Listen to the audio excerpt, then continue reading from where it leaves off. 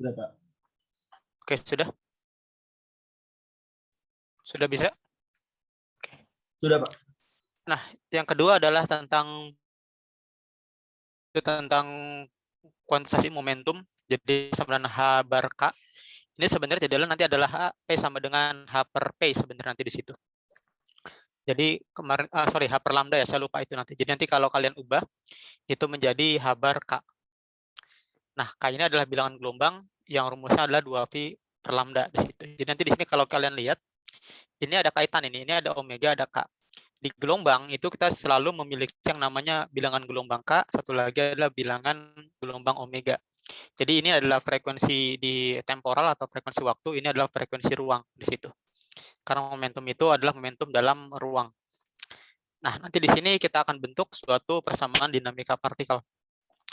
Jadi persamaannya sama seperti mekanika klasik, dia mengambil wujud persamaan energi total atau kekalian energi. Ini energi mekanik kalau dalam bahasa mekanika klasik. Cuman perbedaannya nanti dia tidak menggunakan setengah mv kuadrat, melainkan menggunakan p kuadrat per 2m. Nanti kita juga sudah belajar bahwa nanti dalam fisika kuantum semua besaran itu menjadi operator di situ nanti, kecuali nanti yang ini, yang fungsi posisi itu tidak jadi operator. Jadi biasa aja nanti di situ. Oke. Nah, di sini karena kita lihat bahwa persamaan gelombangnya kita anggap linear, maka nanti semua persamaan gelombang linear itu solusinya pasti berupa gelombang bidang. Gelombang bidang itu perumusannya seperti ini. Ada yang menggunakan sin biasa, sin k dot r atau kx minus omega t kalau satu dimensi. Tapi kalau k dot r ini berarti artinya dia lebih dari satu, bisa 2, bisa 3. Maka nanti di sini operator energi dan momentum nanti yang terpenuhi adalah ini nantinya dia. Jadi kalau kalian nanti misalkan habar di pesikan nanti di situ, itu nanti harus I habar dosi dote, dan kemudian P ini adalah I habar grad C. Ini kemarin sudah diberikan dalam fisika kuantum. Hanya perbedaannya kemarin ini kita menggunakan notasi yang satu dimensi. Kalau ini sekarang 3 dimensi. Jadi kalau 3 dimensi ini nanti bentuknya bentuk grad, bentuk vektor nanti di sini dia nanti. Sedangkan yang H itu adalah Hamiltonian atau energi, bentuknya seperti ini. Nah, nanti kalau disubstitusikan kedua operator di atas, nanti di sini dimasukkan, ini P-nya saya ganti ini, kemudian H-nya saya ganti yang sebelah sini nanti nih, maka nanti bentuknya menjadi persamaan ini nantinya. Ini untuk kasus satu dimensi. Jadi ntar kalau kasus 2 dimensi ini tinggal diganti saja menjadi grad kuadrat nanti di sini. Menjadi nabla kuadrat C tambah sebagainya di situ. Nah, ini di sini kalau kita lihat, ini psinya adalah fungsi X dan fungsi T, maka ini dikenal sebagai persamaan Schrödinger bergantung waktu. Nah, terus gimana cara nyari solusinya? Ini karena ada dua fungsi, waktu dan ruang, maka sesuai dengan gambaran dulu, ketika kalian mengambil Fismat, maka kita dapat menerapkan bentuk separasi variabel. Jadi artinya si yang tadinya X, T saya pisahkan menjadi dua variabel, yaitu fungsi T sendiri dan fungsi X sendiri di situ. Maka sama seperti Fismat waktu itu, kalian masukkan, kalian bagi ruas, maka nanti kalau kita lihat di kedua ruas ini suku waktu saja, ini suku ruang saja. Ini nggak akan pernah nyambung ini. Jadi ini hanya dapat terjadi kalau kedua-duanya itu merupakan bilangan tetap atau konstanta, bukan fungsi. Sehingga nanti kalau saya misalkan suku kirinya adalah E besar di sini, maka ini nanti pindah ruas, T besarnya, maka solusinya ini kalian tahu, ini pasti ln solusinya nanti di sini. Maka nanti di sini kalau dibalik lagi, ini menjadi fungsi eksponensial. Itu solusinya. Sedangkan yang kedua, suku kanannya sekarang berubah jadi E kali U. Nah, ini nanti kalau kalian lihat, ini bentuk ini mirip seperti persamaan Schrödinger awalnya. Hanya perbedaannya sekarang tidak lagi mengandung T, hanya mengandung X saja. Ini dikatakan sebagai persamaan Schrödinger bebas waktu. Dan kalau kalian lihat lagi, kalau ini adalah Hamiltoniannya, yaitu yang D kuadrat DS kuadrat tambah V, ini juga mengingatkan kita kepada persamaan eigen. Itu persamaan eigen energi. Perbedaannya adalah kalau kita dulu belajar Fismat, maka yang kita bahas adalah matriks. Nah, sekarang kalau yang kita bahas adalah bentuk fungsi. Jadi nanti UX di sini adalah fungsi eigen, dan E adalah nilai eigen. Kalau nanti operatornya matriks, ya berarti nanti tidak lagi fungsi eigen, melainkan nanti adalah vektor eigen nanti di situ. Itu adalah bentuk dari analoginya dengan antara persamaan eigen dalam fungsi, satu lagi persamaan eigen dalam matriks di situ. Maka nanti solusi lengkapnya ya sudah dikalikan saja. Temporal, ini ruang. Seperti sini.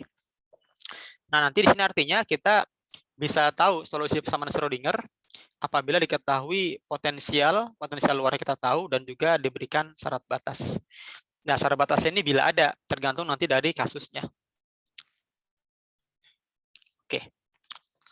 Nah, sekarang salah satu aplikasi persamaan Schrödinger ini biasanya yang sangat familiar banget, yaitu adalah partikel dalam sumur potensial satu dimensi. Artinya nanti ada partikel di sini nih, partikel itu terjebak dalam sumur satu dimensi, ini artinya panjangnya tak hingga ke sana, ini juga ke sana.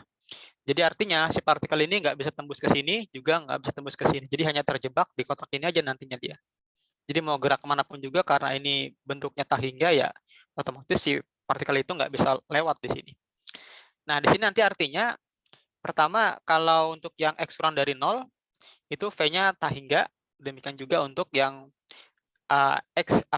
X-nya lebih dari A itu juga nanti tak hingga juga.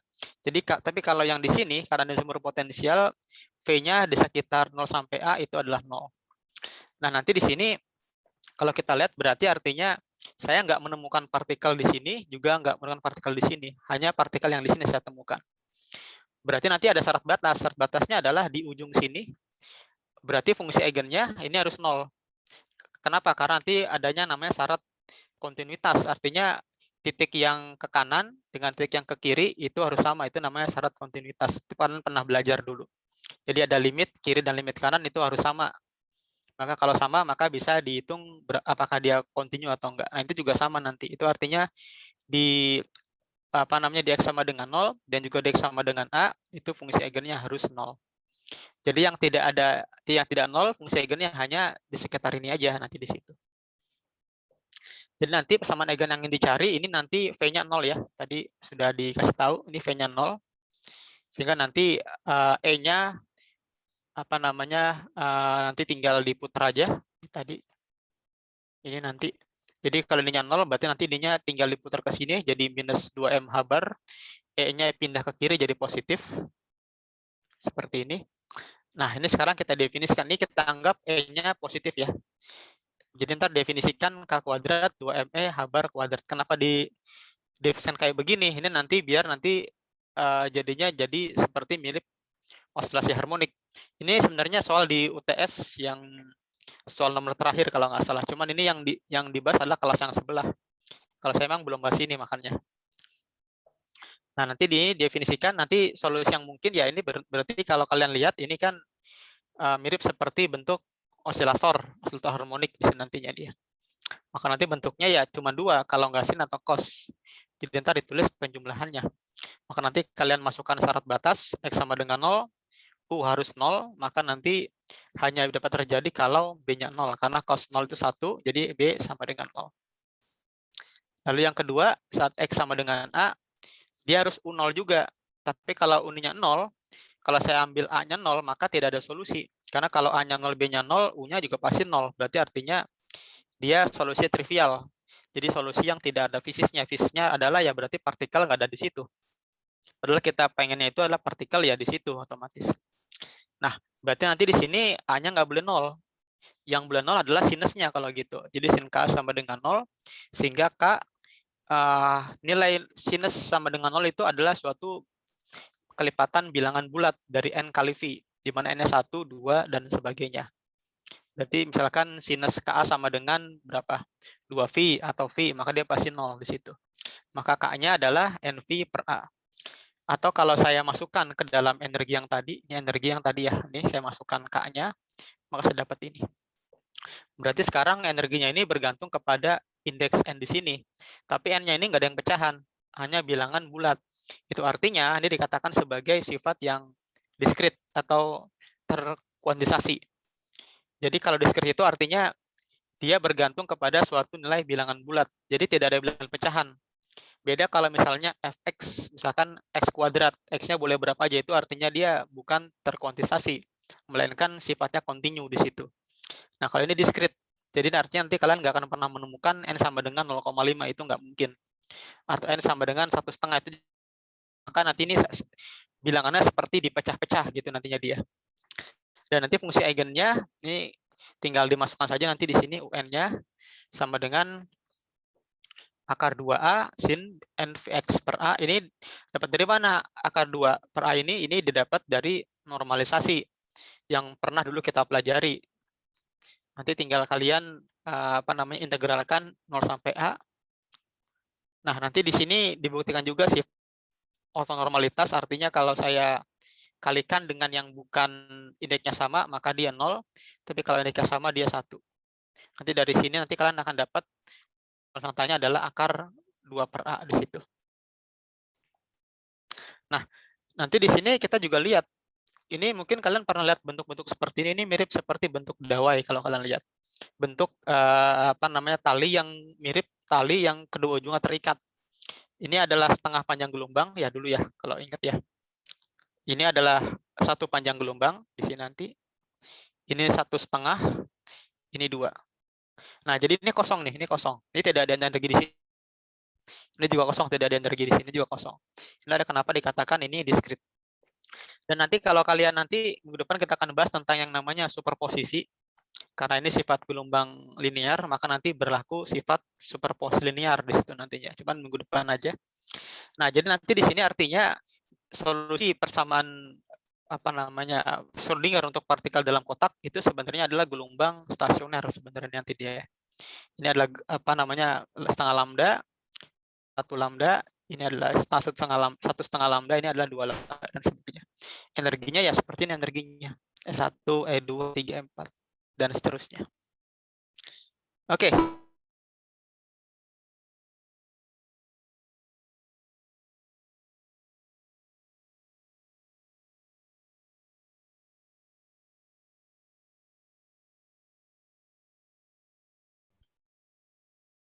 Silakan, ada yang mau ditanyakan sampai sini?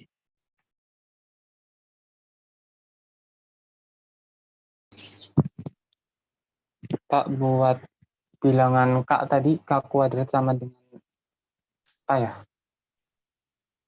Yang mana? Ini. Yang bilangan K. Ini. Nah, ya itu. Itu dari mana ya, Pak? Yang K Ini kuadrat awalnya itu. sih trik. Awalnya sebetulnya. Jadi kalau kalian pakai K saja ya, ini solusinya solusinya mungkin nggak akan bisa nebak kayak begini. Karena yang bisa nebak kayak begini ini hanyalah K kuadrat. Jadi yang bentuk sin Kx sama B cos Kx itu hanya kalau ini pasti K kuadrat di sini. Kalau K saja itu bentuknya pasti akar K. Dan itu akan menyulitkan. Jadi biasanya ada bentuk-bentuk yang memang bentuknya itu familiar banget gitu. Familiar, arti kata saya tahu kalau bentuknya ini K kuadrat pasti solusinya pasti ini. Dan kenapa dipilih kayak begini itu karena berkaitan dengan syarat batas. Jadi tergantung dari syarat batasnya, karena hanya bentuk seperti inilah yang bisa dicari syarat batasnya. Nanti kalau kita bahas tentang nanti ada potensial, misalnya bukan sumber potensial, nanti bentuknya walaupun mirip kayak begini, nanti nggak bisa dipilih kayak begini nantinya dia. Harus dipilih misalnya nanti kayaknya jadi minus nanti misalkan gitu. Itu ada alasannya. Karena nanti alasannya adalah lihat dari syarat batasnya. Jadi syarat batas yang kira-kira pas di situ. Jadi kalau misalkan ininya bukan pakai sin atau pakai cos, nanti dengan syarat batas ini nanti nggak akan cocok. Artinya nanti kalian nggak akan dapat solusi gitu. Seperti itu. Jadi sekali lagi ini cuma trik sebenarnya aslinya. Jadi dilihat dari syarat batas yang diberikan di situ. Itu saja.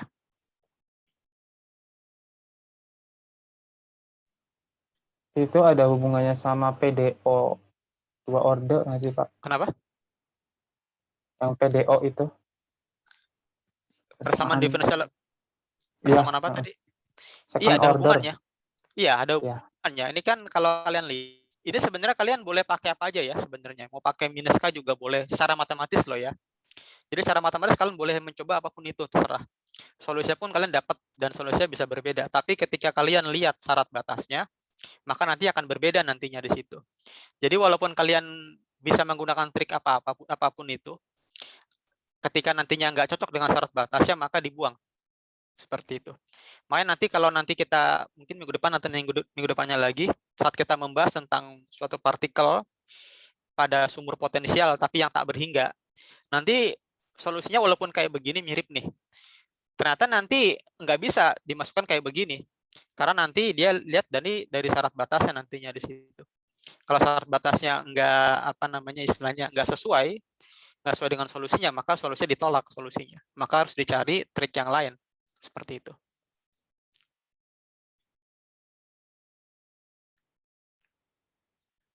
Oke, silakan. Ada lagi atau ada yang kurang jelas?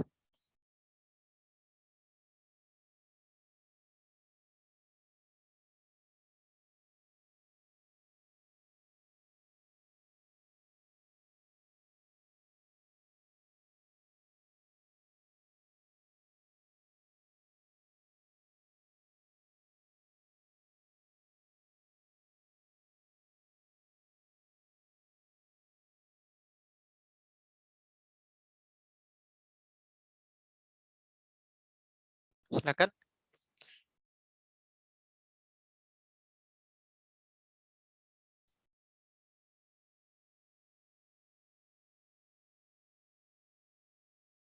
Tidak ada yang mau ditanyakan? Oke, kalau tidak ada, ini silakan dicoba latihannya. Cuman saya mungkin belum share ini kayaknya nih. Silakan ini latihannya. Jadi kinetika rata-rata ini kalian sudah belajar ya. Ini P kuadrat per 2M, nanti P-nya kalian ubah ke dalam operator. Dan ini dihitung rata-rata untuk N91, itu N91 artinya N-nya 1. Maka nanti berarti kalau N-nya 1, itu yang ini nantinya nih. Yang ini. Di antara kalian yang gunakan itu pakai nantinya. Nah ini N1 nanti di sini. Ini 1 berarti ini artinya sinus Vx per A. Dan ini nanti ada kaitan dengan deret Fourier ya. Jadi nanti kalau lupa, silakan dilihat deret Fourier-nya. Kenapa bisa ada begini nih. Nah, kenapa bisa begini. Nah ini kan ada deret Fourier sebenarnya. Kalau kalian lihat sekilas. Cek lagi nanti apa namanya tentang materi deret Fourier yang sudah pernah dipelajari. Nanti nomor 2, periksalah juga apakah masih berlaku ketidakpastian Heisenberg untuk N1, N2. Jadi nanti artinya kalian cari kesalahannya.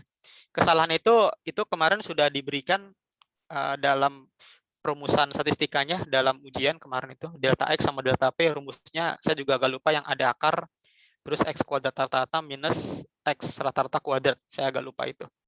Nah sekarang dicek lagi. Masih berlaku nggak ketidakpastian Heisenberg itu? Harusnya berlaku harusnya nanti. Oke, silakan ada yang mau ditanyakan sampai sini?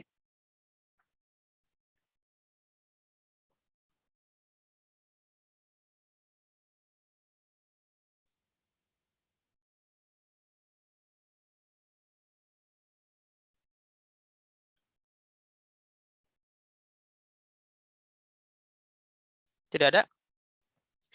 Oke, kalau tidak ada, silakan dicoba sendiri. Nanti kalau ada yang ingin ditanyakan, bisa ditanyakan.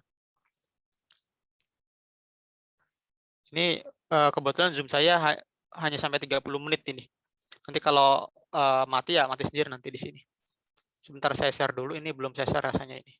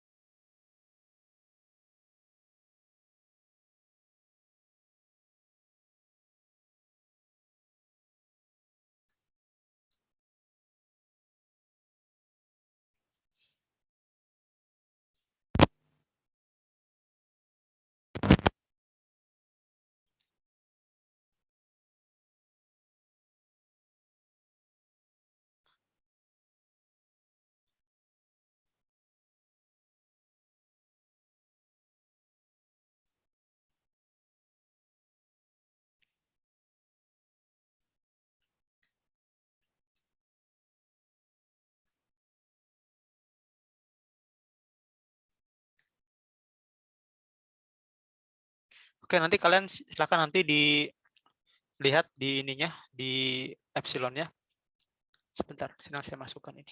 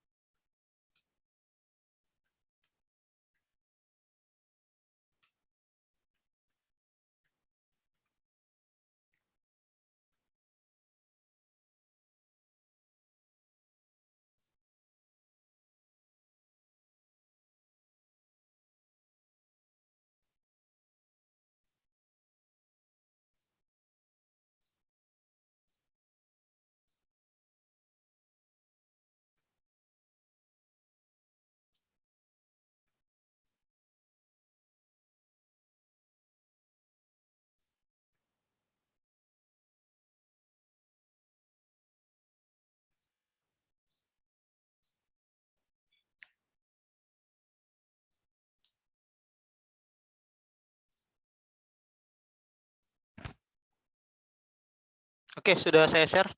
Silakan nanti dilihat di epsilonnya.